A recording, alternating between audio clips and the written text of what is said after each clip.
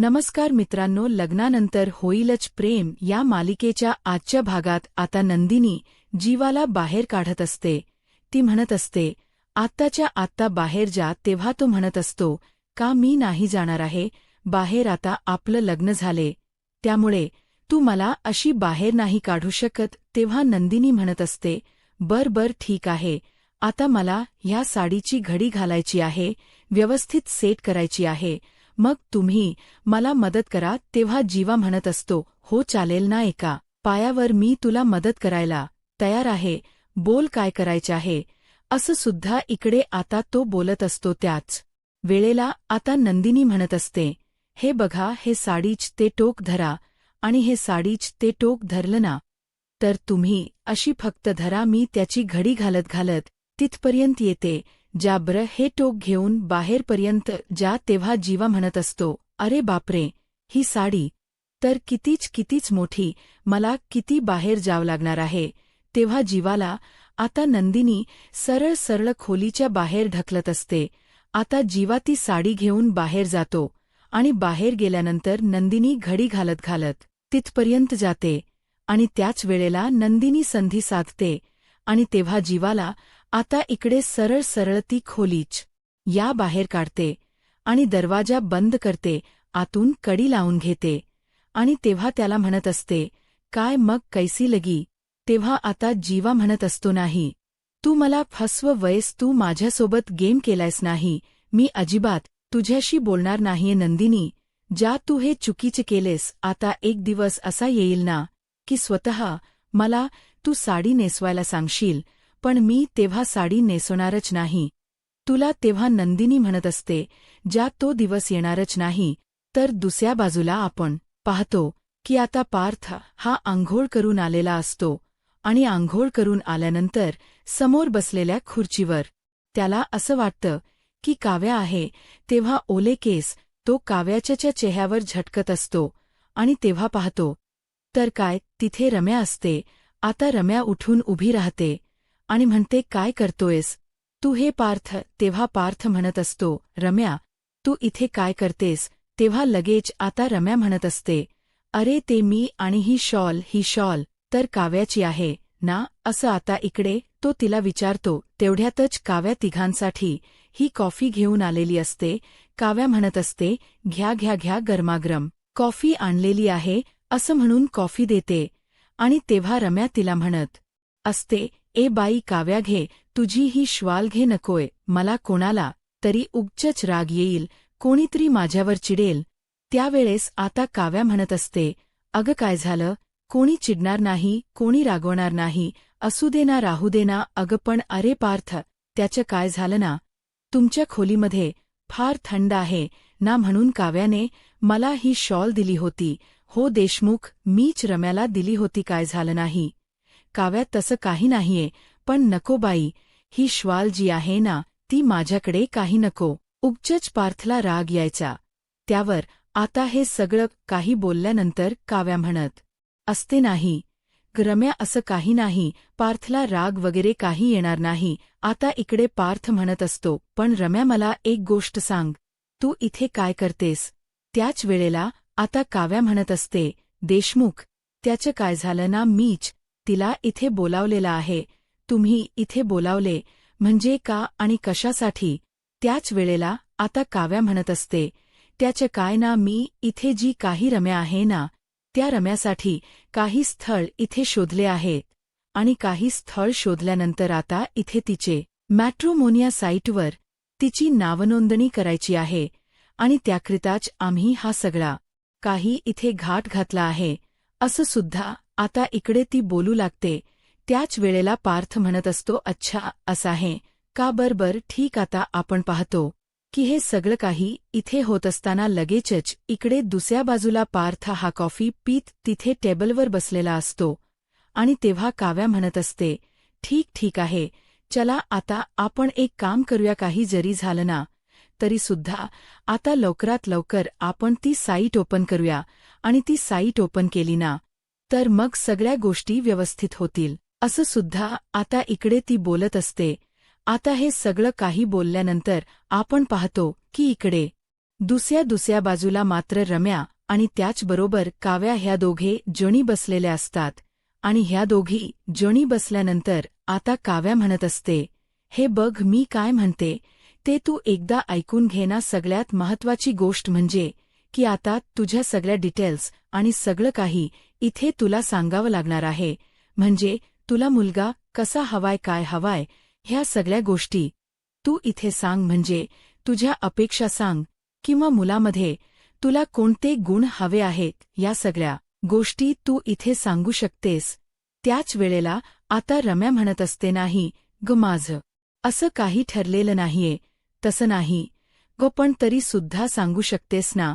तेव्हा आता रम्या म्हणत असते, मला मुलगा ना उंच हवाय. आता लगेच काव्या एक एक करून सगळं काही भरायला त्यामध्ये सुरुवात करत असते आणि एक एक करून सगळ्या गोष्टी भरायला सुरुवात केल्यानंतर आता ती म्हणत असते, खरं तर मला आर्किटेक्ट नसला तरी सुद्धा चालेल, पण कमीत कमी तो डिझायनर तरी हवा ना. म्हणजे डिझायनर असलं तर आमचं थोडंच प्रोफेशनल मॅच होईल. आता हे सगळं काही बोलल्यानंतर लगेचच इकडे जी काही आपली काव्या आहे ती भरत असते आणि त्यानंतर पुन्हा रम्या म्हणत असते, खरं तर मला ना त्याला चष्मा हवाय आणि दाढीवाला सुद्धा हवाय. आता काव्या म्हणत असते, अगं रम्या असं काय करतेस, हे तर सगळे पार्थ देशमुखांचे हे चॉईस आहेत ना. ह्या सगळ्या गोष्टी पार्थ अर्चच्या आहेत, तुला असं हवाय का. तेव्हा रम्या म्हणत असते, अग छे असं काही नाहीये, तुला असं का वाटते. अग तुला एक गोष्ट सांगू का, खरी म्हणजे तसं काहीच नाहीये. हे बघ आता तुला एक सांगते पार्थ, फक्त आणि फक्त इथे तुझाच आहे, बाकी कोणाचाही नाही. आणि पार्थ तुझा असल्याकारणाने मी तिला आपलं असं कसं म्हणेल ब्र. असं सुद्धा आता इकडे ती बोलू लागते. दुसऱ्या बाजूला आपण पाहतो की इकडे जीवा हा जिमवरून आलेला असतो, एप्पल खात असतो आणि एप्पल खात असताना आता मानिनीने मस्त असा साजूक तुपातला छान असा शिरा बनवलेला असतो आणि छान असा शिरा बनवल्यानंतर आता इकडे मानिनी म्हणत असते, काय रे तुला हा शिरा खायचा आहे काशे. अजिबात नाही, मी तो शिरा वगैरे हे सगळं अजिबात खाणार नाहीये. अगं त्याच्यामध्ये किती कॅलरीज असतात आणि एवढ्या कॅलरीज असलेला शिरा तू मला खायला देणार आहेस का. तेव्हा मानिनी म्हणत असते, हो का, ठीक नको खाऊस, तुझं जे काही ते कॅलरीज चालले ना तेच राहू दे, तू काही शिरा वगैरे खाऊ नकोस. मग हा शिरा कोणासाठी. अरे त्याचं काय ना, नंदिनीला लवकर जायचं आहे आणि नंदिनीला लवकर जायचे असल्याकारणाने तिच्यासाठी हा शिरा बनवला आहे. अच्छा असं आहे का, बर ठीक पण एक गोष्ट तुमच्या लक्षात येते का, तुम्ही हा एवढा सगळं काही कॅलरीज खाताय त्यामुळे नंदिनी अजूनच जाड होत चाललेली आहे, ही गोष्ट तुमच्या लक्षात येते का. असं सुद्धा आता इकडे जी काही मानिनी आहे ती मानिनी इथे जीवा मानिनीला सांगत असतो. तेव्हा मानिनी म्हणत असते, एक गप्प बस रे, तुझ्या ज्या काही कॅलरीज वगैरे हे सगळं काही आहे ना ते तुझ्याकडे ठेव. तेव्हा तो म्हणतो, हो ते मी तुझ्या माझ्याकडेच ठेवणार आहे, पण तुला एक गोष्ट सांगू का, ती किती जाड होत चालली ही गोष्ट तुझ्या लक्षात येते का. तेव्हा लगेच आता इकडे मानिनी म्हणत असते, हे बाबा तिच्यासमोर हे सगळं काही असं बोलू नकोस रे, तिला ह्या सगळ्या गोष्टी फार वाईट वाटतात, तिला हे सगळं नाही रे जमत आहे. तेव्हा लगेच आता जीवा म्हणत असतो, नाही मी तिच्यासमोर नाही बाबा काहीही बोलणार नाहीये. असं सुद्धा आता इकडे तो बोलतो. त्याच वेळेला दुसऱ्या बाजूला आपण पाहतो की रम्या आता लॅपटॉप घेऊन बसलेली असते. तेवढ्यात वसू तिथे येते आणि वसू तिथे आल्यानंतर वसू तिला विचारते, अग काय करतेस तू हे सगळं. त्याच वेळेला आता इकडे रम्या म्हणत असते, अग काही नाही, इथे जो काही पार्थ आहे ना त्या पार्थने मात्र इथे 10 मुलं काढली आहेत आणि त्यातील एक मुलगा मला आता चॉईस करायचा आहे. काय 10 मुलांमध्ये एक मुलगा तुला चॉईस करायचा आहे. हो अग, पण तू आता कोणाला बळीचा बकरा बनवणार आहेस. असं म्हटल्यानंतर आता रम्या म्हणत असते, तेच तर शोधायचं आहे ना, तोच आता बळीचा बकरा कोण भेटतोय आणि कोणाला बनवायचं हेच काही कळत नाही. काही जरी झालं ना तरी सुद्धा बळीचा बकरा हा बनवलाच पाहिजे असा रम्या आता इथे विचार करत असते. तर आता कोणाला बरं बळीचा बकरा बनवावा असा विचार केल्यानंतर आता इकडे जी काही वसू आहे ती म्हणत असते, अगं हो बळीचा बकरा बनव, पण तो नंतर आपल्या उपयोगाला सुद्धा आला पाहिजे. असाच बळीचा बकरा तुला बनवावा लागेल की नाही. त्यावर आता रम्या म्हणत असते, हो म्हणजे आता तो बळीचाचा बकरासुद्धा आपल्याला आपल्याच पद्धतीने हँडल करता आला पाहिजे आणि तो आपल्याच पद्धतीचा असला पाहिजे. असाच बळीचा बकरा आपल्याला इथे बनवावा लागणार आहे. असं बोलल्यानंतर लगेचच आता आपण इकडे पाहतो की आता त्या सगळ्या मुलांमध्ये बरीच मुलं इकडे आता ती पाहत असते आणि बरीच मुलं पाहिल्यानंतर आता वसू म्हणत असते, बाई बाई रम्या मला तर तुझं हे जे काही आहे ना ते अजिबात तुझं काय चाललं ना ते तर काहीच कळत नाही. तेव्हा रम्या म्हणत असते, आई तू नको काळजी करूस मिळणार आहे बळीचा बकरा, तू अजिबात काळजी करू नकोस आणि मिळालाय बळीचा बकरा. असं म्हटल्यानंतर आता वसू पाहते आणि वसूला कोण आहे असं सांगितल्यानंतर ती म्हणत असते, विजय विजय मतकरी, विजय मतकरी त्याचं नाव आहे. आणि त्याच वेळेला आता लगेच इकडे ती म्हणत असते, काय विजय मतकरी हो विजय मतकरी, आता हाच आपला बळीचा बकरा असणार आहे असं सुद्धा इकडे आता ती सांगते. दुसऱ्या बाजूला आपण पाहतो की इकडे आता काव्या तिच्या आईशी फोनवरती बोलत असते, एक रेसिपी विचारत असते आणि रेसिपी विचारत असताना तेवढ्यातच तिथे आता जो काही आपला पार्थ आहे तो आलेला असतो. पार्थ तिथे आल्याबरोबर इकडे आता लगेचच दुसऱ्या बाजूला मात्र जी काही काव्या आहे ती त्याला विचारते, काय झाले देशमुख. कारण पार्थ जो आहे तो फार चिडचिड करत असतो. पार्थ एवढा चिडचिड करत असतो की काही विचारू नका. आणि तेव्हा काव्या म्हणत असते, देशमुख काय झालेलं आहे, एवढी चिडचिड काय करता तुम्ही. आता हे ऑफिसमधलं थोडंसं टेन्शन असतं आणि त्याचमुळे तो इकडे चिडचिड करत असतो. तेव्हा काव्या त्याच्या जवळ जाऊन त्याला विचारण्याचा प्रयत्न करते की देशमुख खरं सांगा कसला प्रॉब्लेम आहे, तुम्ही कशामुळे एवढी चिडचिड करताय. आता पार्थ म्हणत असतो, त्याचं काय आहे ना ऑफिसमधलं थोडंच टेन्शन आहे. मला एक गोष्ट सांगा, वेळच्या वेळी काम नाही केली तर प्रॉब्लेम हा होणारच ना. तेव्हा काव्या म्हणते, हे बघा देशमुख तुम्ही प्रत्येक वेळी चिडचिड करू नका. आता तुम्ही जिच्यावर रागवताय जिच्यावर चिडचिड करताय तिला थोडंसं समजून घ्या ना. म्हणजे बघा ना तिला दोन्ही काम करायचीत, घरची करायचीत आणि ऑफिसचीही करायची. तेव्हा पार्थ म्हणत असतो, काव्या कमीत कमी तुम्ही तरी ही गोष्ट बोलू नका. तुम्ही तरी हे स्त्रीचं विक्टिम कार्ड इथे पुढे प्ले करू नका.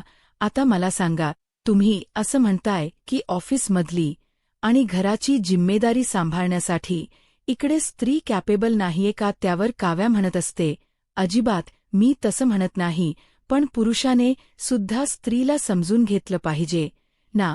तिला ऑफिसमधलं सुद्धा करायचं, घरी आल्यावर घरचं सुद्धा करायचं, मग तिला सुद्धा समजून घेतलं पाहिजे की नाही.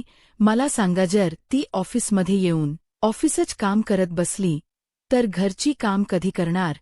त्याच वेळेला पार्थ म्हणत असतो, हो काव्या ते सगळं काही खरं आहे, पण काम करणं सुद्धा तेवढेच गरजेचं आहे ना. त्यावर काव्या म्हणत असते, तेच तर मी तुम्हाला समजून सांगण्याचा प्रयत्न करते.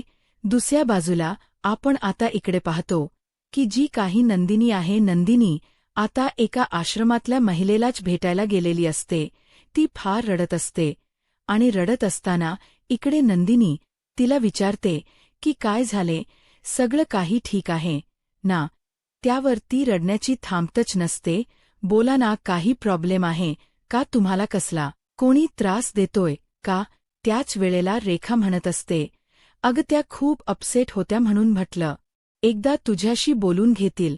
एकदा तुझ्याशी बोलून घेतलं ना तर जरा बरं वाटेल म्हणून तुला बोलवले. तेव्हा ती बाई म्हणत असते, बघा ना माझा नवरा हल्ली माझ्याशी फार विचित्र वागायला लागलाय का, आणि कशामुळे विचित्र वागतोय, काही तुमच्यामध्ये भांडण वगैरे झालंय का. त्यावर ती म्हणत असते, भांडण असं नाही हो झालं माझच्यामध्ये, पण माझं वजन वाढले ना, त्यामुळे तो माझ्याशी इथे मला टाळण्याचा प्रयत्न करतोय, माझ्याशी बोलत नाही किंवा सरळ सरळ माझ्याशी रागवतो, चिडचिड करतो. आता ही गोष्ट नंदिनी ऐकते. नंदिनी सोबत सुद्धा सेम अशाच पद्धतीने सकाळी एक गोष्ट झालेली असते. आता काव्या सरळ सरळ पार्थचा हात पकडूनच किचनमध्ये घेऊन आलेली असते. आता काव्या म्हणत असते, देशमुख देशमुख हे आपलं किचन आहे. त्यावर पार्थ म्हणत असतो, हो का, ह्याच घरामध्ये मी लहानाचा मोठा झालोय आणि तुम्ही मला सांगताय हे किचन आहे म्हणून. काव्या म्हणते, हो देशमुख, तुम्ही ह्याच घरामध्ये लहानाचे मोठे झालात, मला माहिती ते सगळं, पण तुम्हाला ही गोष्ट सांगणं फार गरजेचं आहे की हे आपलं किचन आहे. आता पार्थ म्हणत असतो, हो काव्या, मला माहिती आहे हे आपलं किचन आहे म्हणून. मग मला सांगा, तुम्ही कधी आपल्या ह्या किचनमध्ये आला होतात, काही आठवतंय का? त्यावर पार्थ म्हणत असतो, हो, मध्यंतरी तुमच्यासाठी ते फ्रूट सॅलड बनवलं होतं तेव्हा मी किचनमध्ये आलो होतो ना. त्यानंतर काव्या म्हणत असते, परत परत एकदा कधी तुम्ही किचनमध्ये आला होतात? त्यावर पार्थ म्हणत असतो, परत मी कधी बरं आलो होतो, कधी आलो होतो तेव्हाच आलो होतो जेव्हा मी तुमच्यासाठी फ्रूट सॅलड बनवलं होतो. त्यानंतर तेव्हा काव्या म्हणते, म्हणजे 7-8 महिन्यात साधारण तुम्ही 2 वेळा किचनमध्ये आलेला आहात असं म्हणून. ह्या दोघांची भांडणं सुरू असतात. तेवढ्यातच आता मानिनी तिथे येते आणि मांडणी आल्यानंतर म्हणत असते, अरे वा वा वा वा, खरे नवरा बायको शोभताय आता, म्हणजे तुमची भांडण होत आहेत. अरे वाह वा, पार्थ म्हणत असतो, तुला आता आमची भांडणं एन्जॉय करायचे आहे का? तेव्हा माने म्हणत असते, नाही, खरंच खरं सांगा ना, तुमच्या भांडणाचं कारण मला सांगा, मग मला सुद्धा मजा घेता येईल. पार्थ म्हणत असतो, काय हे आता तुला मजा घ्यायची आहे का? तेव्हा माने म्हणते, हो सांगा ना. तेव्हा काव्या म्हणत असते, त्याचं काय नाही, मी यांना किचनमध्ये घेऊन आले आहे आणि खरं तर आता आपण असं करायचं, सगळ्याच पुरुषांनी एक दिवस तरी किचन ताब्यामध्ये घ्यायचं. त्यांना सुद्धा किचनमधल्या सगळ्या गोष्टी आल्या पाहिजेत की नाही, फक्त ऑफिसच आलं नाही पाहिजे. त्यावर माने म्हणत असते, हो हो, मी अगदी हे बरोबर कव्या, तुझ्याशी सहमत आहे. बर का जीवा, नाही का जीवा हे सगळं करतो ना. त्यावर पार्थ म्हणत असतो, तो करतो, पण त्याला ते सगळं आवडतं म्हणून तो करतो. त्यावर मानिनीला आता हसायला येतं. तेव्हा लगेच पार्थ म्हणत असतो, पण मी काय म्हणतो आई साहेब, हे सगळे माझ्यावर नियम लादण्यापेक्षा अगोदर तुमच्या नव्याला विचारा. तुमचे नवरा हे 5000 स्क्वेअर फूटचा जो बंगला आहे ना, त्या बंगल्याच्या कोणत्या कोणत्या कोप्यामध्ये किचन आहे हे त्यांना माहिती आहे का म्हणून. त्यावर मानिनी म्हणत असते, हे मात्र अगदी बरोबर आहे. त्यावर पार्थ म्हणत असतो, मग हे बरोबर आहे ना, तर मग मला कशाला उगाचच सांगताय की मी किचनमध्ये आलं पाहिजे, हे केलं पाहिजे, ते केलं पाहिजे. त्यावर आता काव्या म्हणत असते, नाही हा देशमुख, अजिबातच हे सगळं काही तुमचं ऐकून घेतलं जाणार नाही. कधीतरी किचनमध्ये यावं, कधीतरी थोडासा स्वयंपाक करून बघावं किचनमध्ये कोणती ती कुठे कशी वस्तू ठेवलेली बघावं, सगळं काही असं. म्हणून आता इथे काव्या आणि मानिनी दोघी जणी टाळ्या वाजवत असतात आणि पार्थला ह्या सगळ्या गोष्टी समजून सांगत असतात. याच वेळेला इकडे आता दुसऱ्या बाजूला आपण पाहतो की नंदिनीला त्या स्त्रीने सगळं काही सांगितलेलं असतं आणि ह्या सर्व गोष्टी सांगितल्यानंतर आता ती म्हणत असते, खरं तर हे सगळं माझ्यासोबत असं होते, त्यामुळे मला काय करावं आणि काय नाही हे कळत नाही. आता नंदिनी तिला थोडंसं पाणी प्यायला देते आणि समजावते आणि शांत करत असते.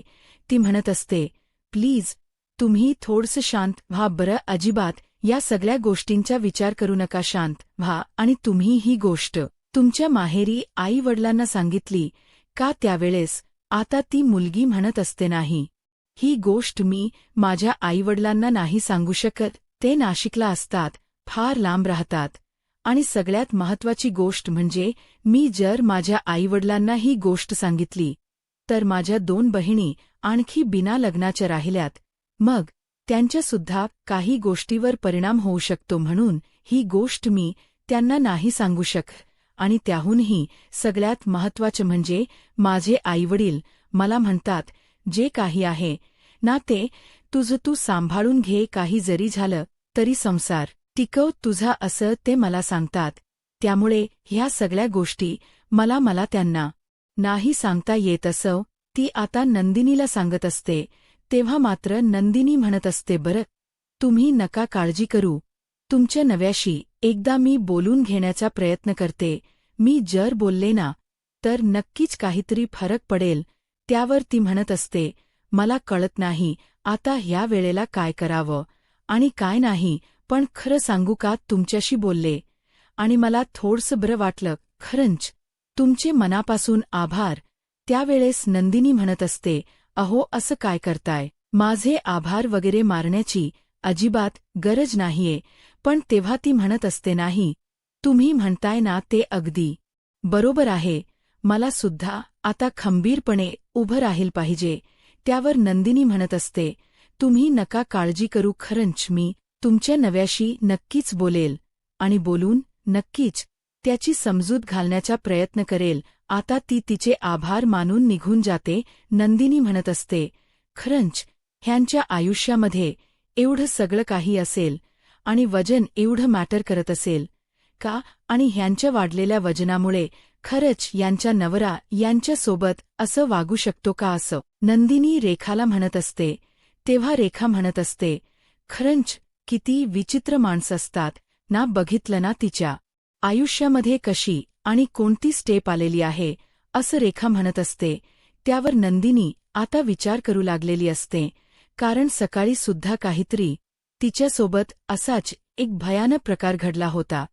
तर आता प्रेक्षकांनो, आपण उद्याच्या भागामध्ये पाहतोय नंदिनी ही आता पुन्हा ऑफिसला निघालेली असते आणि तेव्हा जीवा हा फोनवर बोलत असतो. आता फोनवर तो मित्राशी बोलत असतो. तो म्हणत असतो, काय सांगू रे वांग्या, एवढं वजन वाढलेलं आहे ना की काही विचारू नको, आणि त्यामुळे मला ना पैलवत सुद्धा नाही. बघ माझ्या दादाच एक बरं आहे बाबा, तिचं वजन नाहीये एवढं, असं म्हटल्यानंतर नंदिनी हे सगळं काही ऐकते. आता नंदिनी हे सगळं काही ऐकतं असताना मात्र लगेचच इकडे नंदिनीच्या डोळ्यामध्ये पाणी येतं आणि तेव्हा जो जीवा आहे तो जीवा पाठी वळून पाहतो तर नंदिनी असते. आणि नंदिनी असल्याकारणाने आता इकडे जीवा तिच्याकडे पाहतो. तर पाहिल्यानंतर आता नंदिनीने सगळं काही ऐकले आहे आणि ह्या गोष्टीचा आता इकडे त्याला फार मोठा धक्का बसतो. तर आता प्रेक्षकांनो, इकडे दुसऱ्या बाजूला आपण पाहतो काव्या. फारच अशी आता काव्यासमोर त्याने गजरा पकडलेला असतो आणि तो गजरा आता काव्याच्या केसामध्ये तो मारणार असतो. आता पुढे काय होईल हे पाहायला आत्ताच माझा महाराष्ट्र या यूट्यूब चॅनलला सबस्क्राईब करा. धन्यवाद.